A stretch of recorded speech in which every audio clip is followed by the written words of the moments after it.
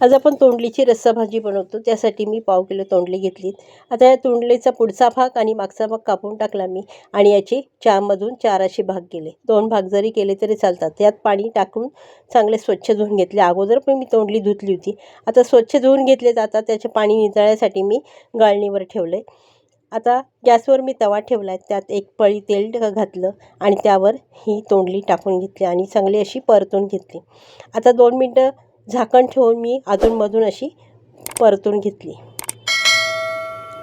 आता तोंडली चांगली परतून झाली. आता मी काढून घेते. तोंडली काढून घेतली. आता त्याच तेलामध्ये एक पळी परत तेल घातलं मी. त्यावर एक कांदा बारीक चिरलेला टाकला आणि चांगला परतून घेतला. कांदा परतला. आता त्याच्यावर एक चमचा अद्रक लसूणची पेस्ट टाकली. अद्रक लसूणचा कच्चापणा जाईपर्यंत मी परतून घेतला आणि त्यावर एक चमचा आता बेसन पीठ टाकलं आणि हे बेसन पीठ पण चांगलं त्या कांद्यामध्ये भाजून घेतलं. आता त्यावर एक टोमॅटो टाकला. टोमॅटो लवकर शिजावं म्हणून मी चवीपुरतं मीठ घातलं. अर्धा चमचा हळद घातली. 1 चमचा लाल तिखट घातलं.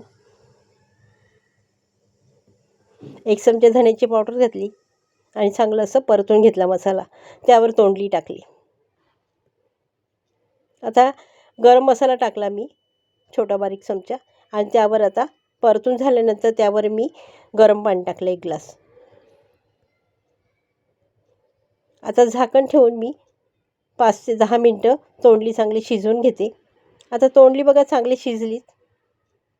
वरतून कोथिंबीर घातली आणि आता खाली उतरून घेते. अशी मी सर्व केली.